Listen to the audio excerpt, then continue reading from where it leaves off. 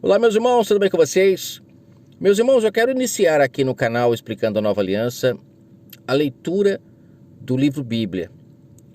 Eu acho que nada melhor do que ficar gravando mensagens com textos separados, né? Nada melhor do que isso é ler. É nós lermos para, depois de lermos, conseguir ter um entendimento mais profundo sobre muitas falas, né? Muitos detalhes que passam desapercebidos. E eu quero começar aqui no capítulo 1 de Mateus. Esse formato de ler os livros, os seus capítulos, é um formato que eu tenho certeza que vai ser predominante aqui no canal. Eu tenho interesse de ler e isso vai ajudar também a você, né? Você se estiver tranquilo agora, quiser pegar o seu livro Bíblia para acompanhar comigo, vai ser interessante, tá? Vamos lá, eu quero começar aqui no capítulo 1 de Mateus. Antes de gravar aqui esse capítulo, eu quero já dizer que o capítulo 1 de Mateus, é importante a gente saber que ainda é velha aliança, tá? Muitas pessoas pensam que aqui já é nova aliança, porque está escrito Novo Testamento, né? No livro Bíblia. Mas precisamos entender que se o Salvador ainda iria nascer aqui no capítulo 1 de Mateus, impossível que aqui fosse já a nova aliança, né? Porque primeiro ele tinha que vir, ele tinha que cumprir no seu corpo a lei, né? Mais para frente a gente vai ver ele falando que ele não veio abolir, ele estava cumprindo a lei. A gente vai perceber nas leituras que ele nasceu debaixo da lei, né?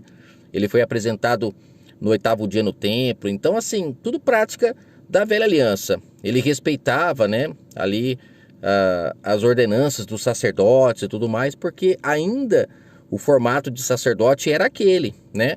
Mas após ele cumprir a lei no seu corpo e ele ser morto por esses homens que se diziam serem usados pelo Criador, então ali naquele momento aqueles homens perdem, né, o privilégio de serem mordomos das coisas do Criador. Nós vamos ler isso na parábola do mordomo.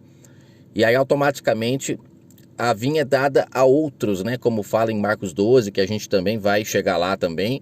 Aqui em Mateus 21 ele também fala da parábola da vinha. E aí a gente começa a entender um pouco mais o que aconteceu, né?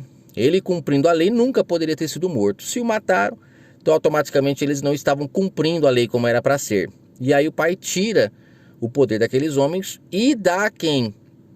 Ele dá àqueles que nascem do Espírito, que aceitam ser guiados pelo mesmo Espírito Santo que estava no Salvador.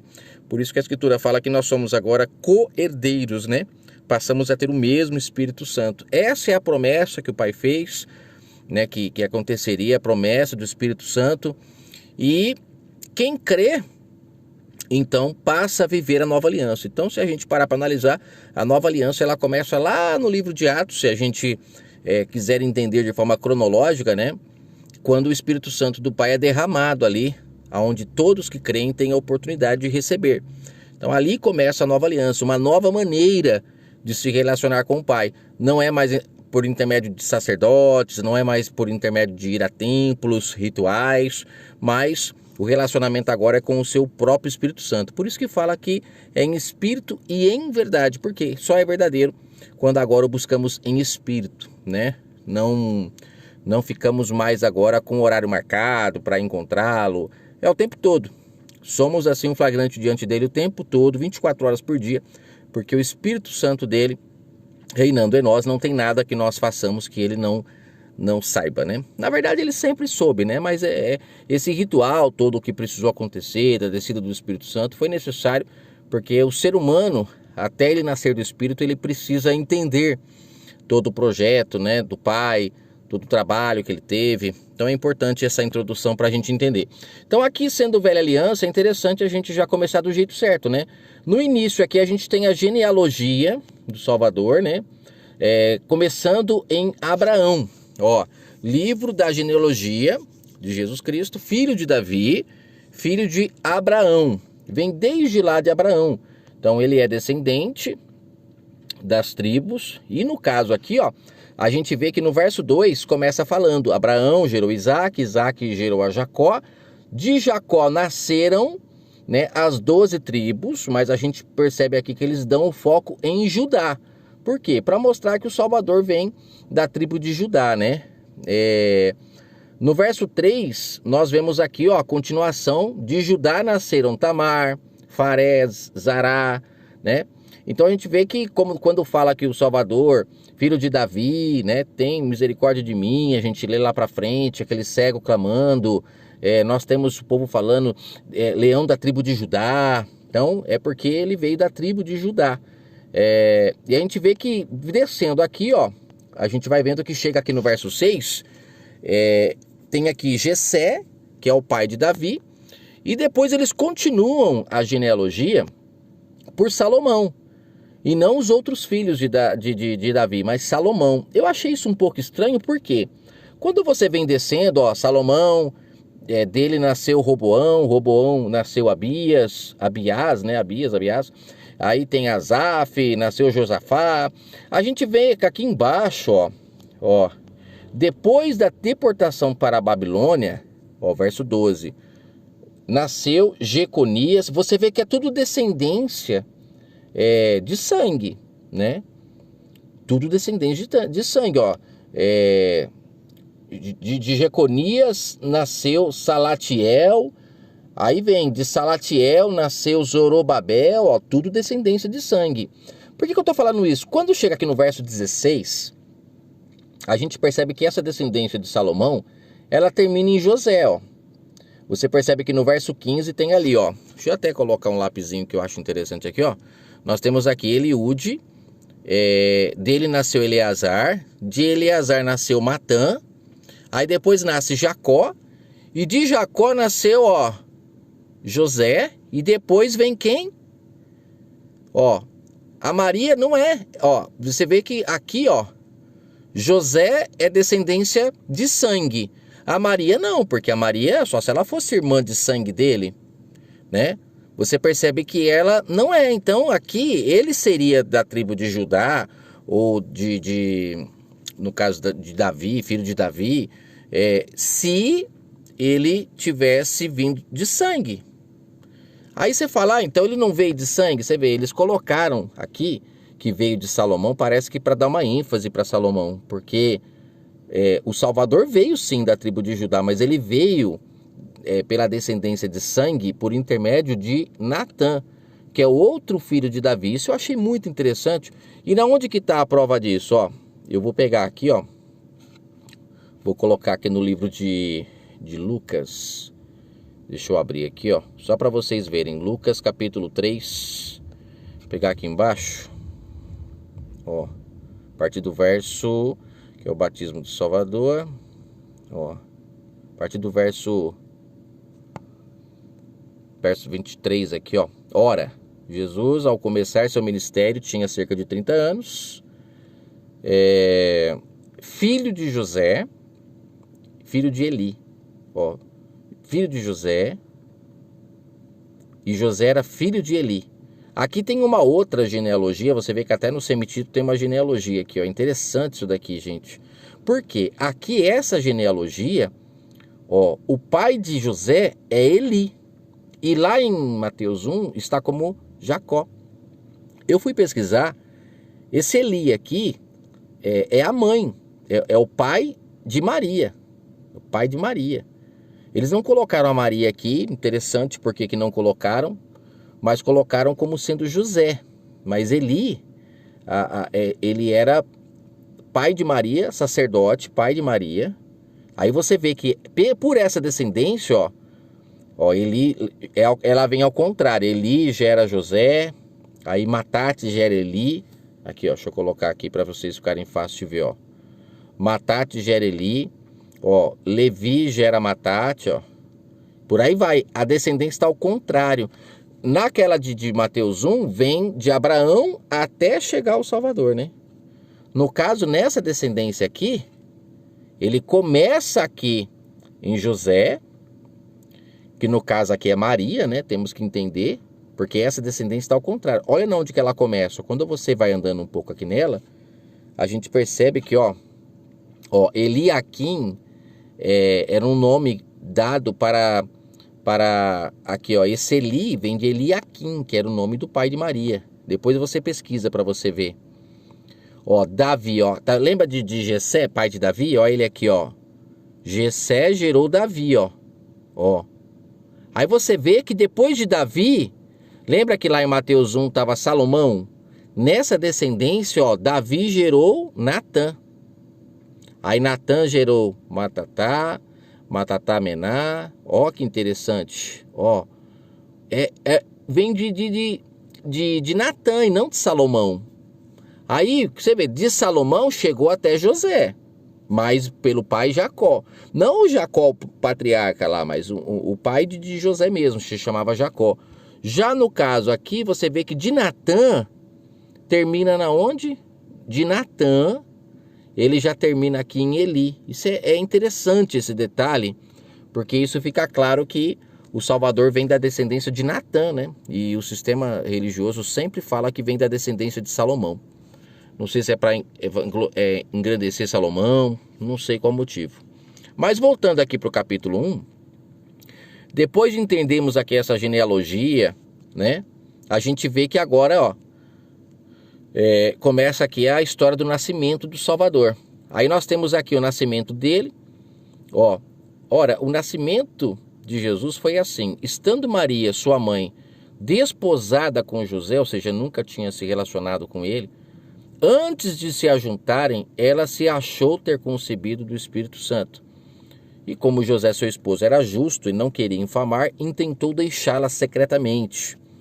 José, sendo uma pessoa justa, é interessante que o Criador sempre, né, ele vinha para as pessoas justas, né? Ele tinha esse detalhe que é muito importante a gente entender. O Espírito Santo do Pai se relaciona com pessoas justas.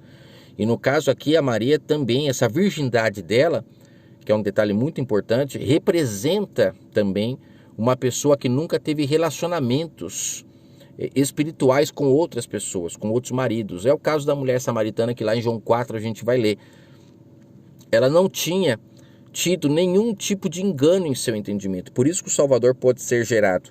Então ali, ela gera fisicamente, mas a gente tem que entender que esse gerar um filho representa um entendimento.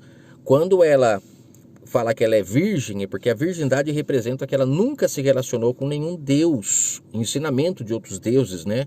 Por intermédio de homens, porque esses deuses não falam, né? São sempre os homens. No caso da mulher samaritana lá em João 4, que teve 5 maridos, a gente percebe que lá, esses maridos, esses ídolos, que ela no contexto fala que os pais dela adoravam nos montes, eram os próprios homens que falavam por eles, porque se a gente parar para pensar um pouquinho, né, nenhuma dessas imagens criadas pelos homens, esses ídolos, falam. Quem fala é o homem, né, por eles. E aí enganam as pessoas. Então a gente vê que Maria não teve nenhum engano.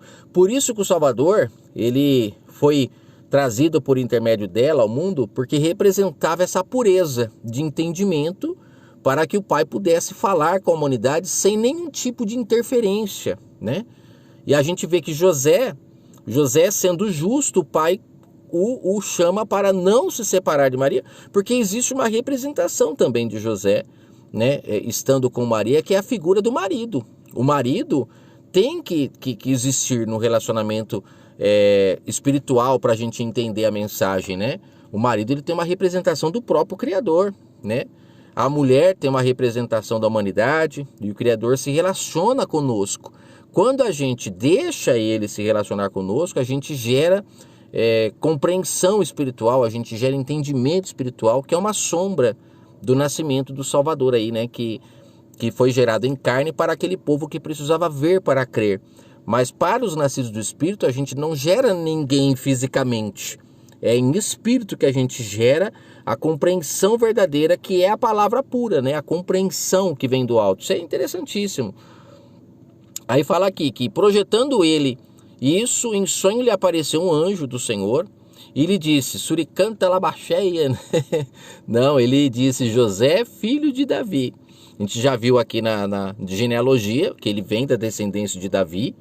E a gente vê que o anjo não traz intérprete, não fala uma língua diferente, ele fala a língua do povo. E não tem como falar que essa língua que eles falavam na época que era a língua original dos anjos, porque não era. O povo de Israel teve modificação no seu idioma também, né? Desde lá do início, né, do hebraico mesmo lá, da língua original, teve muitas modificações. Então, você vê que o anjo não chega falando uma língua diferente dos anjos e nem tem intérprete, ele chega falando a língua que eles entendiam. Por isso que essa visão da língua estranha que falam hoje é muito distorcida das escrituras. Por isso que é bom ler o livro Bíblia, para você entender que essas línguas estranhas que o povo recebeu era para que eles pudessem levar a palavra do Pai. A gente vai chegar lá em Atos. Eram para eles levar a palavra do Pai ao restante do mundo, né? Onde tinham muitos outros idiomas. E não existia Wizard, não existia CCAA naquela época. O Pai capacitava. Então não é uma língua em vão que você fala que não tem sentido, né? Ela tem que ter sentido. E lá no livro de Coríntios, Paulo fala sobre isso. Temos que falar línguas que as pessoas entendam, ou seja, o idioma que as pessoas compreendam.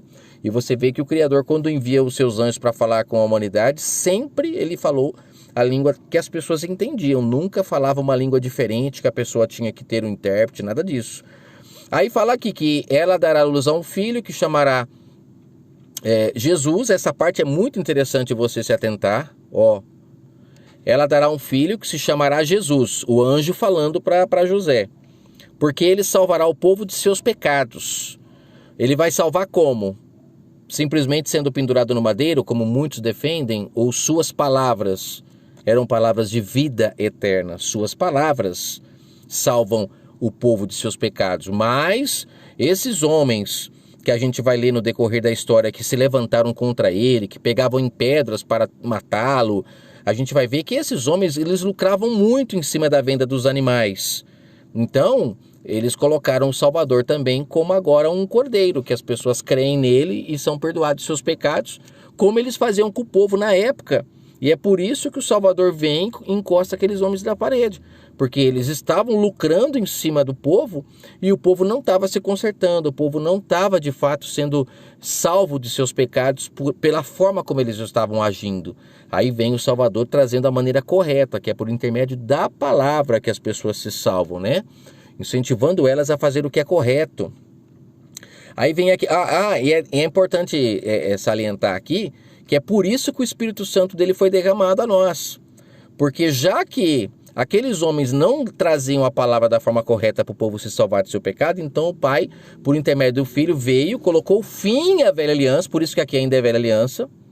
Ele coloca fim à velha aliança, e aí ele inicia uma nova aliança onde a sua palavra, aquele que crê, está dentro de nós. Lembra que Paulo fala lá em Hebreus 8, que agora a lei do Pai está no nosso coração, no nosso entendimento? Ou seja, a palavra dele está dentro de nós agora, onde ninguém pode roubar, né? Ladrão não rouba, ninguém consegue tirar. E suas palavras, se a gente ouvir, a gente se salva. Por isso que fala que ele salvará o povo dos seus pecados. Ele veio abrir o caminho. Ele veio preparar, ele veio trazer a verdade, apesar que João preparou o caminho para ele, né? Mas o Salvador veio trazendo o caminho do Espírito Santo, que a gente vê que depois isso se cumpre lá em Atos, né?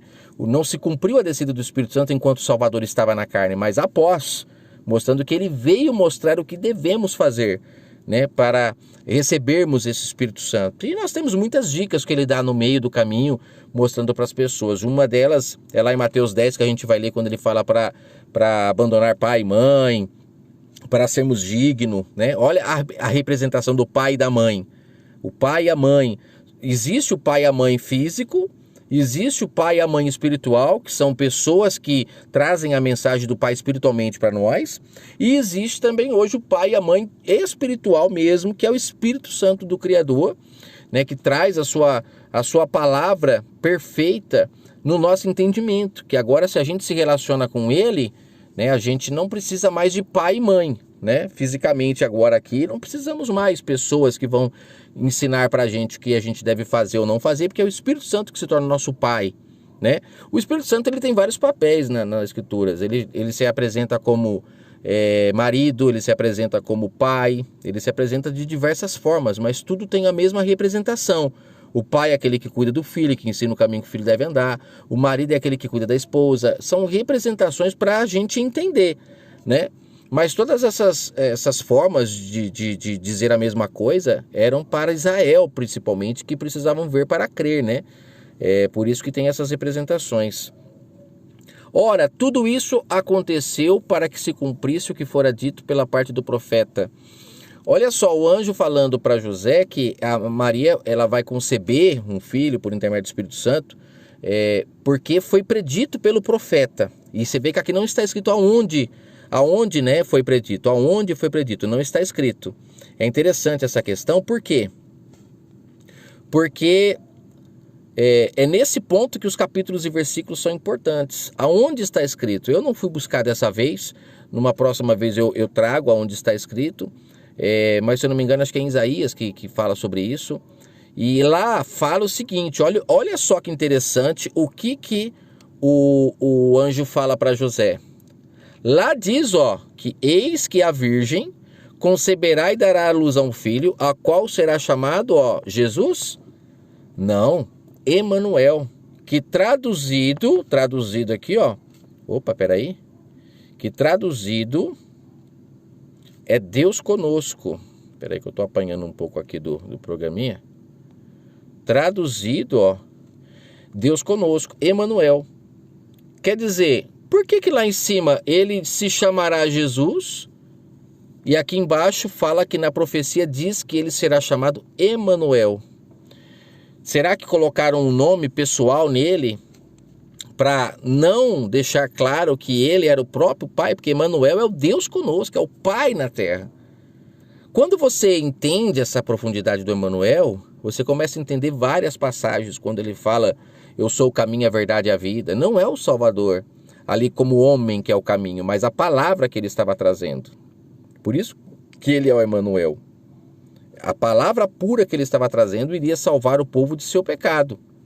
Essa palavra pura que nos leva de fato para o paraíso novamente. E a gente vê que o Emanuel, quando ele diz antes de Abraão existir, eu já o era. Quem já o era? O Salvador em carne? Ou a palavra que estava nele? É interessante. E aí aqui tem, e José, tendo despertado do sono, fez como o anjo lhe ordenara e recebeu então a sua mulher, e não a conheceu enquanto ela não deu à luz ao filho, e pôs o nome de Emanuel. Não, pôs o nome de Jesus. Aí aqui é uma questão que eu sei que muitas pessoas vão falar nos comentários, que o nome não é esse. Eu entendo que não seja também, porque você vê que o texto está claro que não é. É interessante a gente não perder a referência, né? Que o Emanuel é Deus conosco, é o Pai falando com a humanidade ali no corpo do Messias, em sua boca, né? A representação até lá no batismo dele da pomba é uma representação do Espírito Santo do Pai que estava nele. João fala mesmo, acho que em João 3, que o Salvador recebeu o Espírito Santo do Pai sem medida. Ou seja, o Pai totalmente estava nele ali falando com a humanidade, deixando claro que ele é o Emanuel, o Deus conosco. Só que, peraí, por que colocaram Jesus, né? É para tirar o entendimento do povo, né? Para que as pessoas idolatrem o homem. É tudo um meio de trazer um comércio, que a gente sabe que esse nome virou um comércio, né? É triste, mas é a grande realidade. Aí muitas pessoas falam, por que eu não falo muito Jesus? Você vê que de vez em quando eu falo, porque eu não ligo muito para essa questão, porque eu estou liberto. Eu entendi já o significado do nome dele, que é Emanuel. É Deus falando com a humanidade. Mas agora todos acabam entendendo, né? Eu não falo muito porque eu acredito que o nome do Salvador seja esse, o Emanuel, o Pai, porque o Emanuel não traz a glória para ele, você percebe? Lembra que lá na tentação, em Lucas 4, ele fala que adorará somente a Deus quando Satanás vai tentar ludibriar ele para que ele o adore, e ele fala, não, adorará somente a Deus.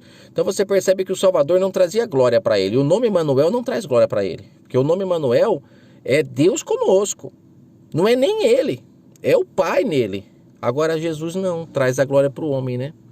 Mas fica assim, esse é o primeiro capítulo, e no próximo vídeo eu vou gravar o capítulo 2, e a gente vai assim, assistindo capítulo por capítulo, para entendendo, para a gente poder ter uma mente de forma cronológica da palavra, entendendo de forma harmoniosa a palavra, sem ficar pulando capítulos e versículos, porque se é uma coisa que eu sempre falei contra, né, de pessoas pegarem a palavra do Pai e fazerem self-service, pegar só o que convém. Então eu vou começar agora a ler os capítulos para a gente entender a cada dia mais. Que o Eterno abençoe a todos grandemente. Forte abraço.